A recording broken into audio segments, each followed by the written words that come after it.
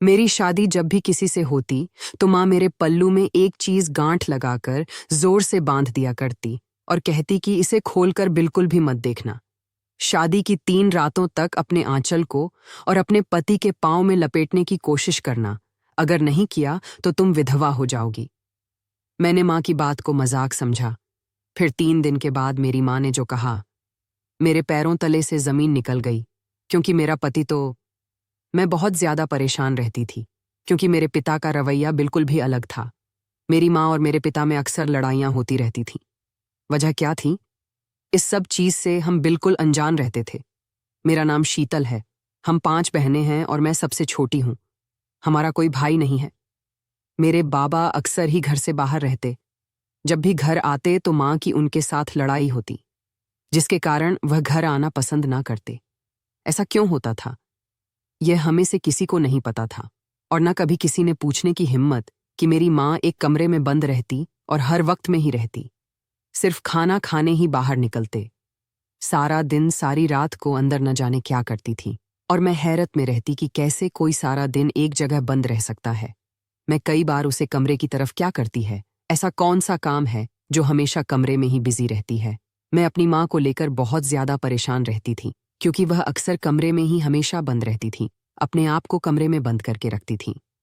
यही सोच मुझे उनके कमरे में जाने पर मजबूर करती थी, और मैं हमेशा हैरान रह जाती कि मेरे वहां पहुंचने से पहले ही माँ बाहर आ जाती। आज मैं फिर से वहां जाने का इरादा कर रही थी, लेकिन मैं सोच रही थी कि अंदर कैसे जाऊं जिससे मन को खबर ना हो।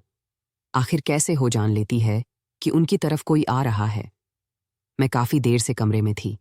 जब मुझसे मिलने बड़ी बहन कमरे में आई, मैं उसे देखते ही बेड पर बैठ गई, क्योंकि देखने पर हैरान हुई। आरती, क्या तुमने भी माँ की तरह कमरे में बंद रहना शुरू कर दिया है?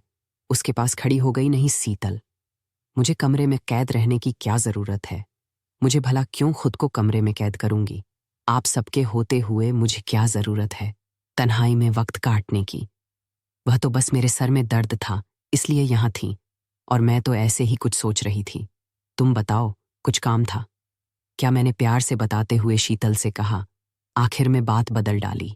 मैं जानती थी यह मेरी बहन है। मुझे समेत यह भी मन और बाबा के झगड़े से परेशान रहती थी, और इससे ज्यादा तकलीफ हमें माँ के यूं अकेले कमरे में बंद रहने पर होती थी। यह हमेशा कुछ भी ना कहते, हर वक्त गुमसुम सी रहती।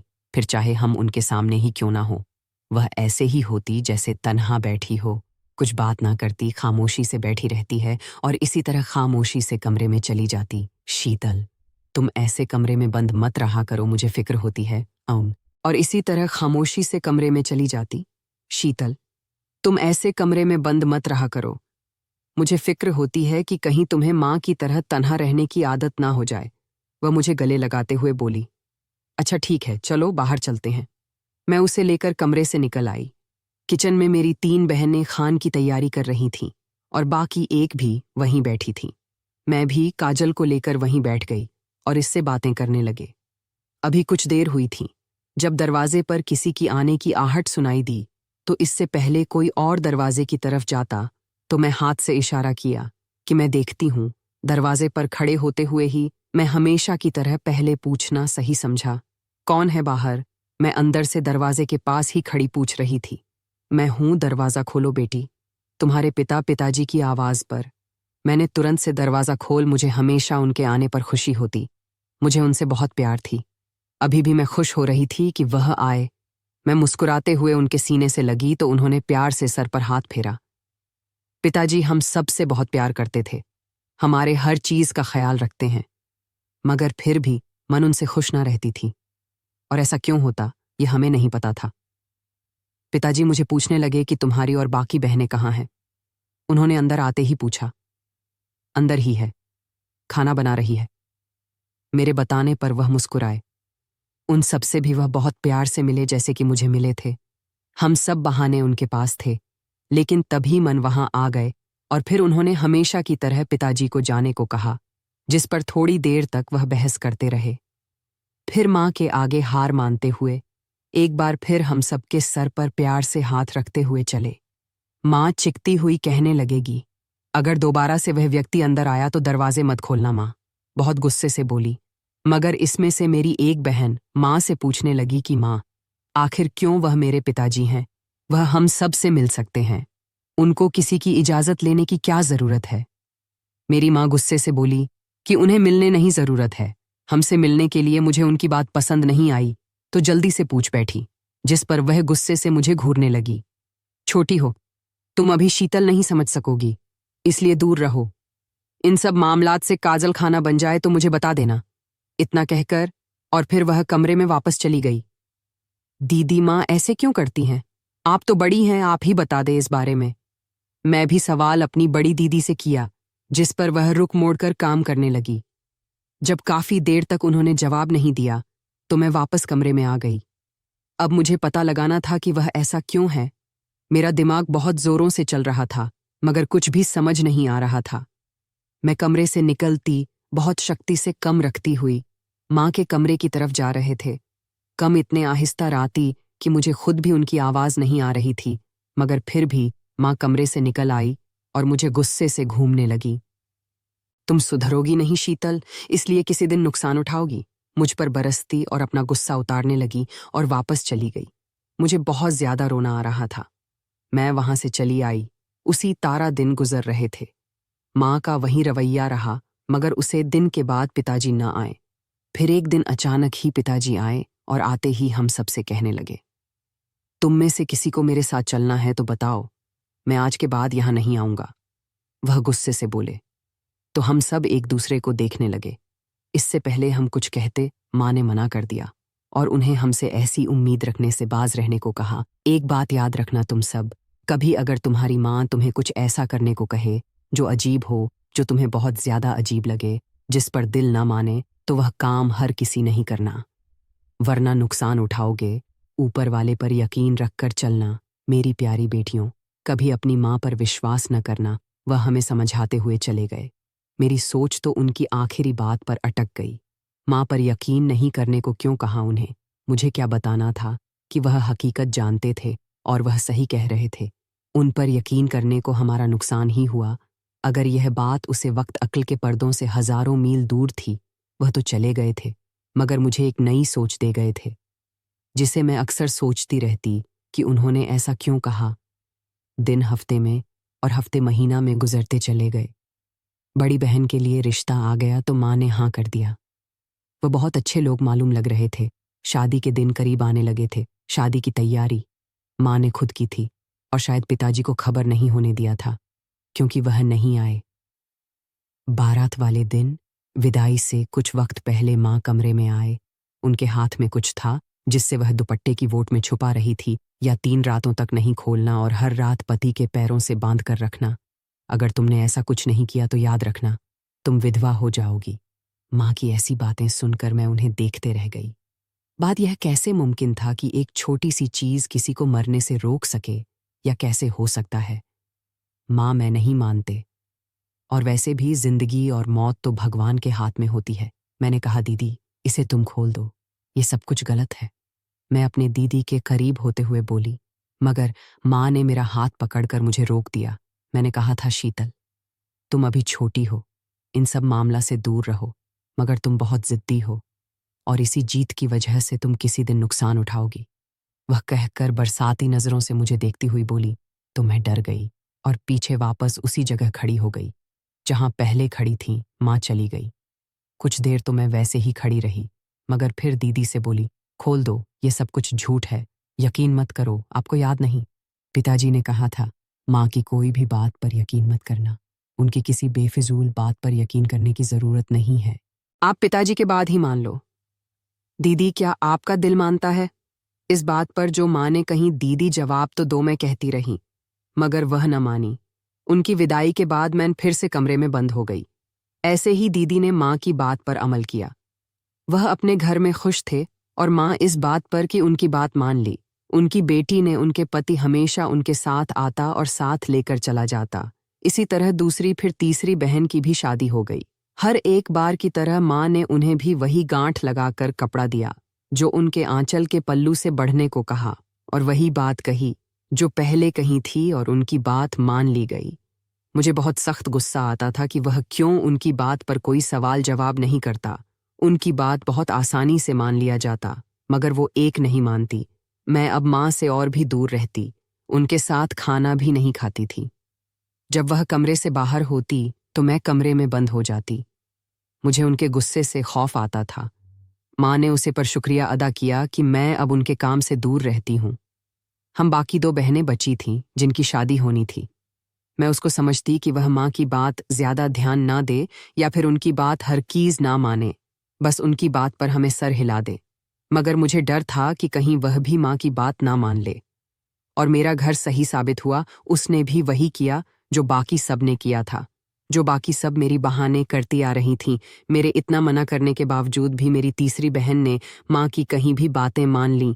मैंने उसे बहुत डांटा, मगर उसने मेरी बात को अनसुनी कर दी। अब मैं अकेली थी माँ के पास। मुझे कभी कभी उनसे डर भी लगता और डर से अक्सर कब जाती। एक दिन मैं यूं ही आंगन में टहल रही थी जब मेरी नज़र माँ के कमरे की तरह पड़ी। खिड़की कुछ खुली हुई थी। ना जाने क्यों मेरा दिल दल सा गया। मुझे ऐसा लगा जैसे वहां उनके अलावा कोई और भी वहां है। मैं डरते डरते उनके कमरे की तरफ जाने लगी। खिड़की खुली थी, मगर थोड़ी सी जब मेरी नज़र अंदर पड़ी तो एक साया सा लहराया।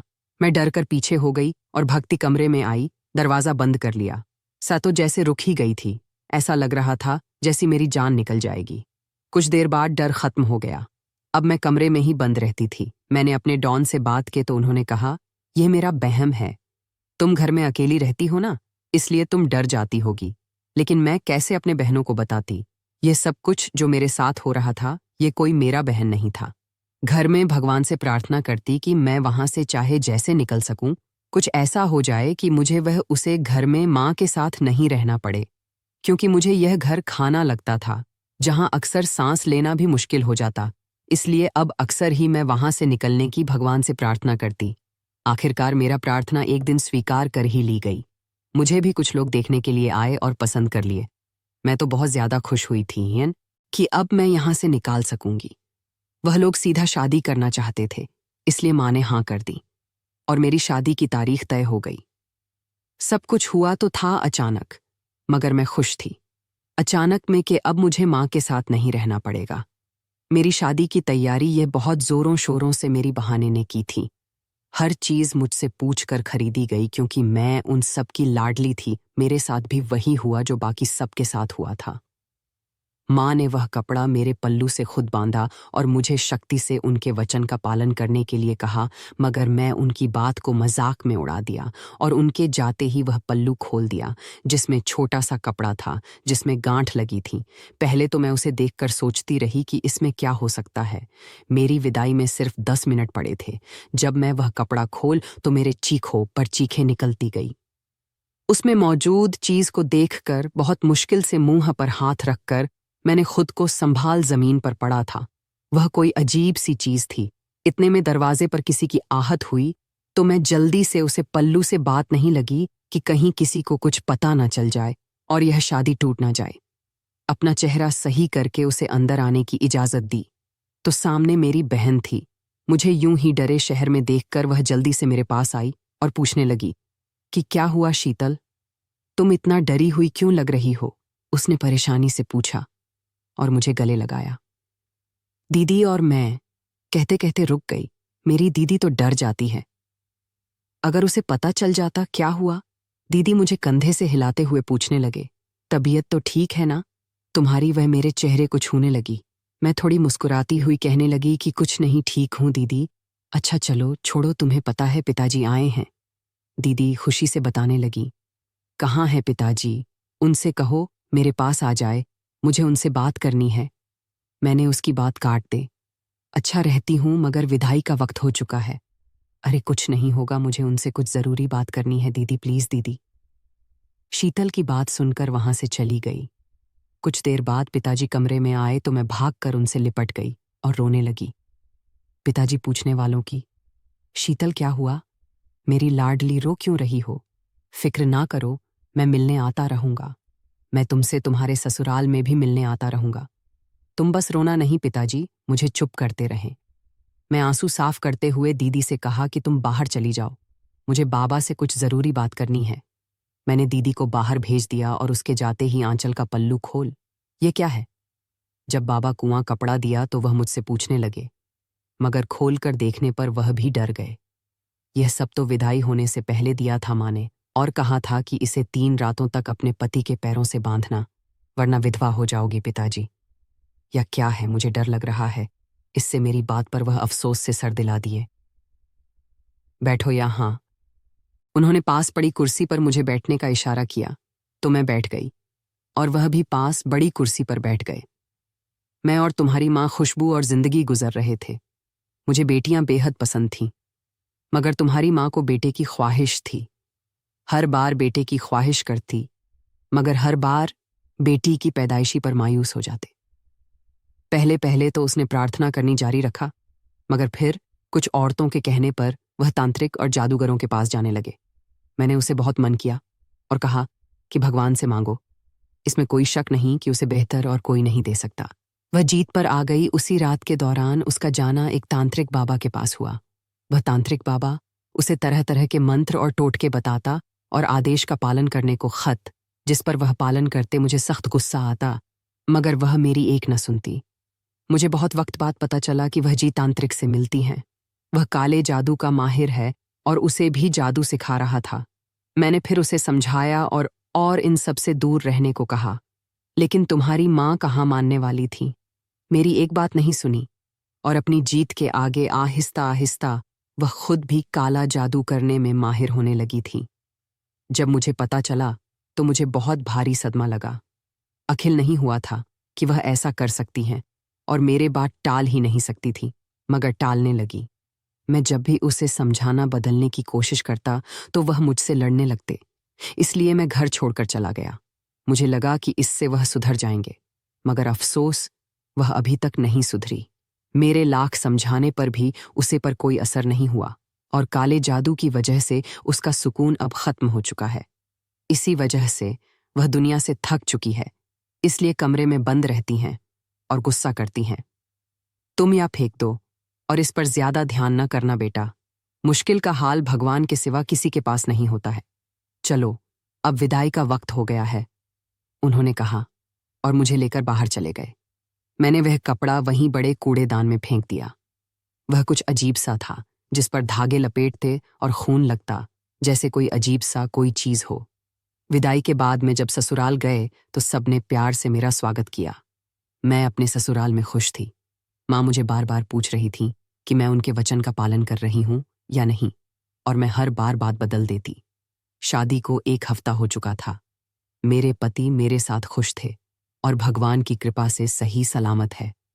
मैं घर आए तो माँ ने मुझ पर गुस्सा किया।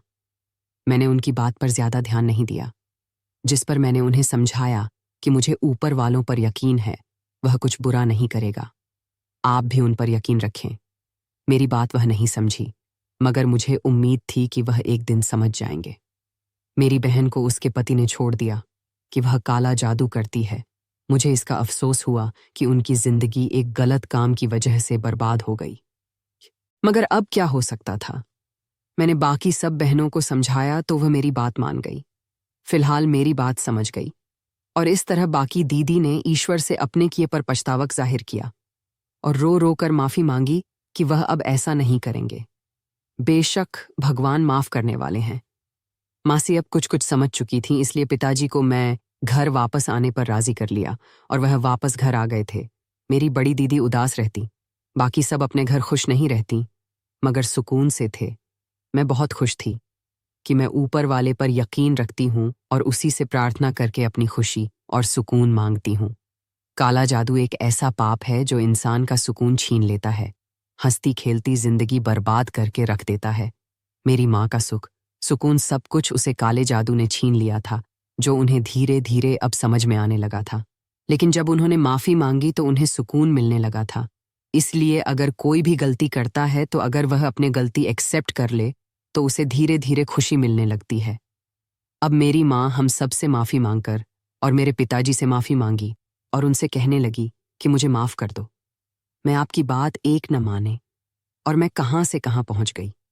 उसे तांत्रिक के चक्कर में मेरी माँ ने 3 बहनों की जिंदगी खराब करके रख दी, और मैं पिताजी की बात मानकर अपनी जिंदगी को सुकून के रास्ते पर चल दिए। मैं तो अपने परिवार में बहुत खुश थी।